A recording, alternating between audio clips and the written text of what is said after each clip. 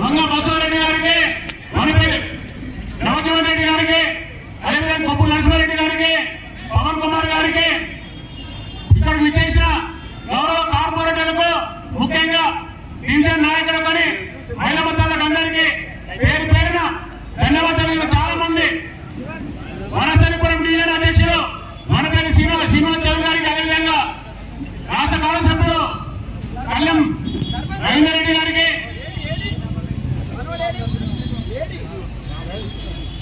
Assembly convener కొత్త రవీంద్ర గౌడ్ గారికి, అదేవిధంగా సీనియర్ నాయకుడు ఇబ్రపట్నం నాయకుడు అశోక్ గౌడ్ గారికి, వేదిక ఉన్న పెద్దలకు, ఈ కార్యక్రమంలో విచ్చేసిన అందరికీ పేరు పేరున హృదయపూర్వక నమస్కారం తెలియజేసుకుంటా ఉన్నాం. రాజకీయాల గురించి అన్ని కూడా మీకు విశేషంగానే నేను 2 మాటలు చెప్పి చాలా సమయం అవుతుంది కాబట్టి 2 నిమిషాలు 2 మాటలు చెప్పేసి అన్ననే మాట్లాడతారు కాబట్టి ఒకటే ఒక మాట చెప్తా ఉన్నాను. మొన్న 4 రోజుల కింద కాంగ్రెస్ వాళ్ళు ర్యాలీ తీశారు. ఇక్కడనే వనసరిపురంలో పార్లమెంట్ పెట్టిండు. ఇక్కడ ఈ పార్లమెంట్ కు ప్రాతినిధ్యం వహించిన ఇప్పటి పార్లమెంట్ కు ప్రాతినిధ్యం వహించుండు. ఇక్కడ ఈ పార్లమెంట్ లో, ఈ అసెంబ్లీలో ఇక్కడ జనాలు 1000 మంది రీసెషన్ సమస్య కోసము గత దశాబ్దాల కాలం నుంచి వాళ్ళు ఎదురు చూస్తా ఉన్నారు. తిరిగే నాయకుడు లేదు. ఇదే నాయకుడు ఈ ప్రచారానికి వచ్చి ఈ రీసెషన్ బాధ్యత నేను తీరుతానని చెప్పేసి మాట ఇచ్చినా లేదా అది ముందు చెప్పాలి. ఎవరు మాట ఇచ్చారో, ఎవరు మాట తప్పిరో అది ముందు చెప్పి పక్కన పెట్టి ఈ రోజు బీజేపీ నాయకులకు, కార్పొరేట్లకు ఏమి యోగం ఉన్నది. రేపు పొద్దున ఈట నాయకులు గారు గెలిస్తే వారు ఏ విధంగా ఈ నియోజక సమస్యల మీద ప్రయత్నం చేస్తారు, సమస్యల పరిష్కారం కోసం ఏ విధంగా పనిచేస్తారని చెప్పేసి ఆయన సూటిగా ప్రశ్నిస్తా ఉన్నాడు. కాబట్టి మేము కూడా సూటిగా ప్రశ్నిస్తా ఉన్నాం. 5 సంవత్సరాలు నువ్వు పార్లమెంట్ అభ్యర్థిగా ఉండి నువ్వు ఈ రోజు టీసీ ప్రెసిడెంట్ అయినా, ఈ రాష్ట్రానికి ముఖ్యమంత్రి అయినా కానీ ఈ ప్రాంత సమస్యల గురించి ఏనాడైనా ఒక్క రోజైనా ఆరాధిస్తావా? ఏ రోజైనా కలెక్టర్ పిలిచి దీన్ని సమీక్ష పెట్టామని నేను సూటిగా అడుగుతా ఉన్నాం. ఈరోజు టీఆర్ఎస్ నాయకులకు అండగా వస్తూ ఈరోజు తేలిపోని మాటలతో ఈరోజు ప్రజల దృష్టి మళ్లించేసి మరొకసారి ఓటు ఎన్నికలను చూస్తే తప్ప ఈయనకు అధికారంటే ఈ రోజు ప్రజా సమస్యల మీద అలుపెరుపరి పోరాటం చేస్తున్న యోధురాలని అంటే అది ఈట రాయిందన్న. ఇక్కడ చూస్తా ఉన్నాం దారి పొడవున అన్న ఈట రాయిందన్న నువ్వు గెలిచినావని అమ్మ అక్క చిన్నప్పటి తారతమ్యం లేకుండా ప్రతి ఒక్కరు అన్న ఖర్చు ఆశీర్వదిస్తా ఉన్నారు. ఇది అన్న యొక్క క్రెడిట్. అన్నయ్య ఈ రోజు ఈ తెలంగాణకు ఒక బుద్ధ వేసిండు. ఈయన నాయకంటే ఉద్యమ నాయకుడు, ప్రజానాయకుడు, ప్రజా సమస్యల కోసం అల్పనగని పోరాట నాయకుడు. అలాంటి నాయకత్వాన్ని ఈ రోజు మన అసెంబ్లీకి వచ్చింది. మన సమస్యలు చాలా ఉన్నాయి. ప్రతి సమస్య మీద అన్నకు అవగాహన ఉన్నది. సమస్య పరిష్కరించుకోవడం ఖచ్చితంగా అన్న గెలిచినాక మన జీవో నంబర్ 118 అది తప్పు కనుక ఏ విధంగా మోసం చేసినో ఆ జీవో మీద ఖచ్చితంగా ఆ పరిష్కారం కోసము అన్న దగ్గర పోదాము. ఆ పరిష్కారం కోసము భారతీయ నాయకులుగా, కార్యకర్తలుగా ఆ బాధ్యత మేము తీసుకుంటాం. కానీ ఈ రోజు ఈ అసెంబ్లీలో భారీ మెజారిటీతో ఖచ్చితంగా ఒక ప్రజానాయకుని, ప్రజల కోసమే పనిచేసే నాయకుని, ప్రజాస్వామ్యాన్ని రక్షించడం కోసం మోసాల పునాదులు కాకుండా ప్రజా సంక్షేమం కోసమే పనిచేసే నాయకుడికి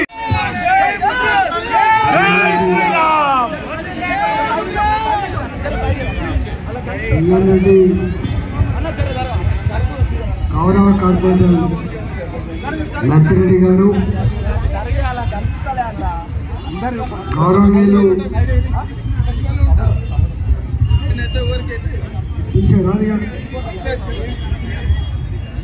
తీసేసే సౌండ్ ఎక్కువ పెట్టు.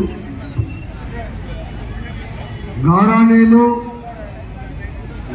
జిల్లా పార్టీ అధ్యక్షులు రంగారెడ్డి గారు,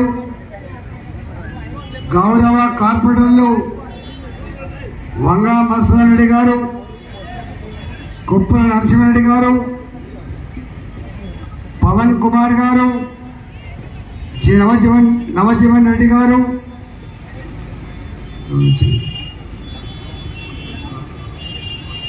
వనం శ్రీనివాస్ రెడ్డి గారు, మా అన్న రవీంద్ర రెడ్డి గారు, అశోక్ గౌడ్ గారు, రవీంద్ర గౌడ్ గారు, అశోక్ గౌడ్ గారు, జగన్ గారు, వేదికమైనటువంటి పెద్దలకు 2-3 కిలోమీటర్లు మాతో నడిచి వచ్చిన మా ఆడబిడ్డలు, సహచర కార్యకర్తలకు, నాయకులకు, ప్రెస్ మిత్రులకు అందరికీ నమస్కారం. భారత్ మాతాకి, భారత్ మాతాకి. గుడ్డు వచ్చి పిల్లని ఎక్కిరించి పెట్టిందట. మా కుప్పూరు నరసింహారెడ్డి, మా వంగా మత్స్యారెడ్డి, మా నవజీవన్ రెడ్డి, మా లచ్చిరెడ్డి, మా పవన్ కుమార్, ప్రేమ్ మహేశ్వర్ రెడ్డి, సురేందర్ యాదవ్, ఈ కార్పొరేటర్లు నిత్యం ఉండేది ప్రజల మధ్యలో.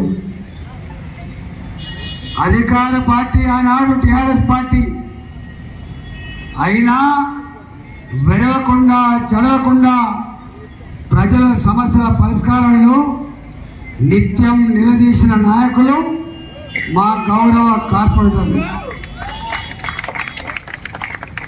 ఇవాళ మా వల్ల పని ఈ ఎన్నికలు అయిపోయిన తర్వాత చూపిస్తారు. ఏమిచ్చినావు ముఖ్యమంత్రి గారు హామీలు? నా తెలంగాణ ఆడబిడ్డకు 2500 రూపాయలు నెల నెల బ్యాంక్ అకౌంట్ లో వేస్తా అని చెప్పినవా లేదా? రేపు మా కార్పొరేటర్ల పని ఏంటిది? నీవు ఇవ్వకపోతే ప్రజలకు నాయకత్వం వహించి నీ భర్తం పట్టడమే మా వాళ్ళ ఎజెండా ఉంటుంది. కాసుకో. నేను అడుగుతున్నా, కొత్త పెన్షన్లు దేవుడెరుగు, పాత పెన్షన్లు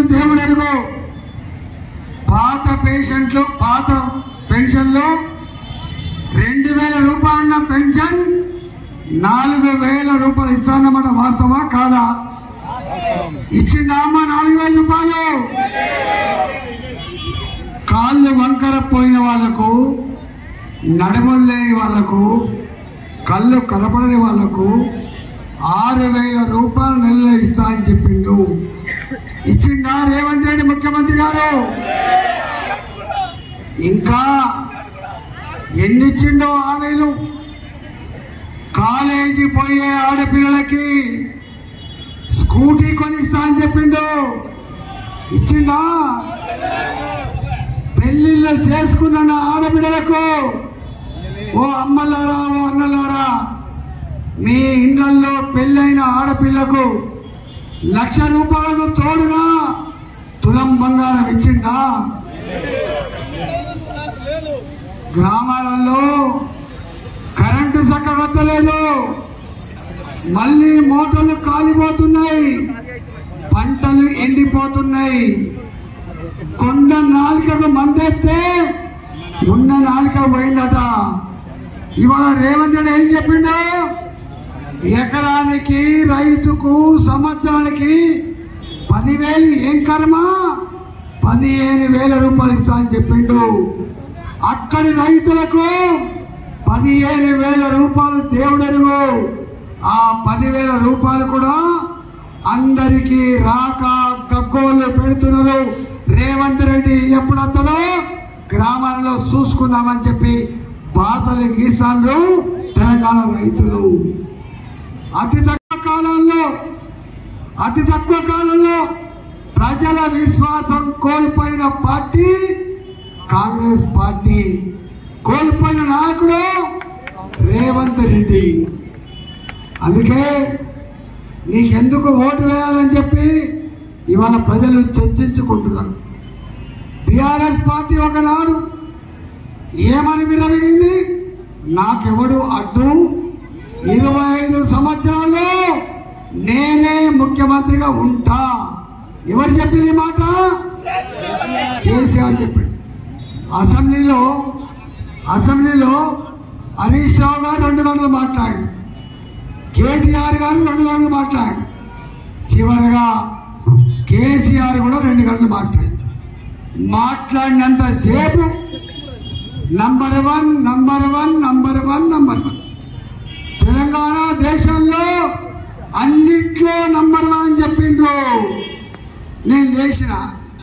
నేను అడిగిన, ఎందుకంటే అక్కడ నేను మంత్రిగా పనిచేశాను కాబట్టి, అందులో ఆర్థిక మంత్రిగా పనిచేశాను కాబట్టి అడిగిన, అయ్యా అన్నిట్లో నంబర్ 1 అని చెప్తున్నమాట వాస్తవమే, కానీ తెలంగాణలో తాగుడులో కూడా నంబర్ 1 అనే విషయం మర్చిపోయినవా కేసీఆర్? ఎక్కడ చూడు కుడి పక్క పొంటి బ్రాండీ షాపు, బడి పక్క పొంటి బ్రాండీ షాపు, అపార్ట్మెంట్ల పక్క పొంటి బ్రాండీ షాపు, మహిళలు తిరిగే చౌరస్తాలో బ్రాండీ షాపు వెనుక సిట్టింగ్. ఇవాళ 100 మంది మగవాళ్లకు ఒక బెల్ట్ షాప్ పెట్టి తెలంగాణ వచ్చిన నాడు 10,700 కోట్ల ఆదాయం ఉంటే ఇవాళ 45,000 కోట్ల ఆదాయం రాష్ట్ర ప్రభుత్వానికి మన రక్తాన్ని చెమటగా మార్చుకొని కూలి పని చేసి వ్యవసాయం చేసి ప్రభుత్వానికి మనమిస్తున్నామనే విషయం మర్చిపోకండి. ఇవాళ భారతీయ జనతా పార్టీ నరేంద్ర మోడీ గారు ఇక్కడ కేసీఆర్ కనుక లేకుండా ఉంటే, బీజేపీ ప్రభుత్వం అధికారంలో ఉంటే పేదవాళ్లకు అందరికీ సొంత ఇల్లు కట్టించి ఇచ్చేవాళ్ళం. కానీ మోడీ ఏంది, గిడి ఏంది, ఎవరికేం తెలివి ఉన్నది? నాకే తెలివి ఉన్నది. నేను డబుల్ బెడ్రూమ్లు కట్టిస్తా అన్న ముఖ్యమంత్రి మోడీ గారు ఇచ్చిన 2,53,000 ఇల్లు కూడా కట్టకుండా ఎక్కడ పన్నాడు కేసీఆర్? ఇవాళ కట్టినా అని చెప్తున్నాడు. 1,70,000 పంచినవి మాత్రం 40,000 ఇల్లు మాత్రం. అందుకే రేపు కేంద్రంలో మళ్ళీ ప్రధానమంత్రి అయ్యేది నరేంద్ర మోడీ గారు మాత్రమే. రేపు పేదలకు హైదరాబాద్ లో తెలంగాణ పల్లెల నుంచి ఉపాధి లేకపోతే పొట్ట చేత పడుకొని ఇక్కడ వచ్చిండ్రు. 100 గజాల జాగ కొనే పరిస్థితి వాళ్ళకు లేదు కాబట్టి అలాంటి పేదలకు రేపు మేమే ఇల్లు కట్టించే జిమ్మదార్ రేపు తీసుకుంటా అని చెప్పి హామీ ఇస్తా ఉన్నా. మల్కాగిరి పార్లమెంటు రోడ్లు చక్కగా లేవు. ఇక్కడ అంటే పాత టౌన్ కాబట్టి ఉన్నాయి. కొత్త టౌన్ లో సిమెంట్ రోడ్లు లేవు, డ్రైనేజ్ వ్యవస్థ లేదు, తాగే నీళ్ల వ్యవస్థ లేదు.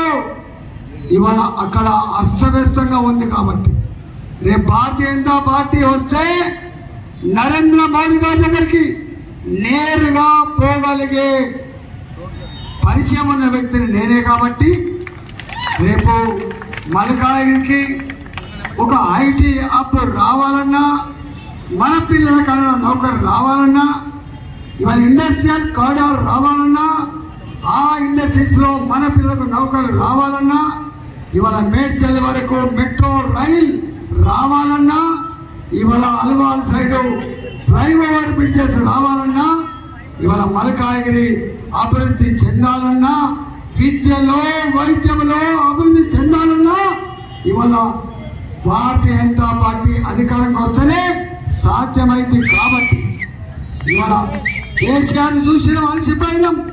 ఆయన దొరతనం ఏందో, ఆయన సంపాదన ఏందో చూసినాం. కాంగ్రెస్ పార్టీ గతంలో చూసినాం. కానీ మళ్ళీ గతి లేక గత్యంతరం లేక ఇవాళ బాధపడి కూడా కాంగ్రెస్ ఓటేసినాం.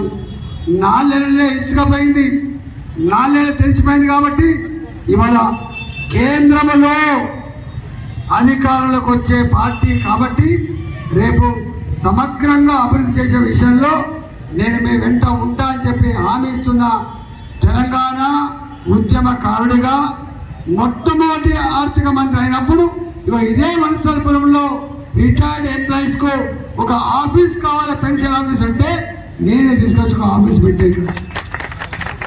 కరోనా వచ్చినప్పుడు మీరందరూ గడగడ వణికిపోయింది, అడ్డా మీది కూలీలకు పని లేదు, ఇళ్లలో అంటు తోమే వాళ్ళకు పని లేదు. ఇలా సలైన చేపలు బంద్ అయిపోయినాయి, బట్టలు ఉత్కటలు బంద్ అయిపోయినాయి. గప్పుడు మోడీ గారు సాయంతో నేను తిరిగి మందులు లేదు ధైర్యమే మందని పేషెంట్ల చుట్టూ తిరిగి వేల మంది పేషెంట్లను కాపాడిన బిడ్డను నేను. ఈ కాంగ్రెస్ నాయకులకు, ఈ టీఆర్ఎస్ నాయకులకు మన సమస్యల గురించి మన గురించి తెలుసా? మీ కాంగ్రెస్ పార్టీ అభ్యర్థి పరిచయం ఉన్నారా? టీఆర్ఎస్ పార్టీ అభ్యర్థి పరిచయం ఉన్నారా? వీళ్ళకు ప్రజల సమస్యలు తెలుసా? మా కార్పొరేట్లకు తెలిసే సమస్య తెలుసా? వాళ్లకు నమ్మకం ఉందా? కానీ వచ్చి ప్రగల్భాలు పలుకుతున్న రేవంత్ రెడ్డి గారు, ప్రగల్భాలు మంచి కాదు. పలికిన కేసీఆర్ ఏమైపోయిందో రేపు నీవేమైపోతావు ఆలోచించుకో. ఐక్షతను మించి మాట్లాడద్దు.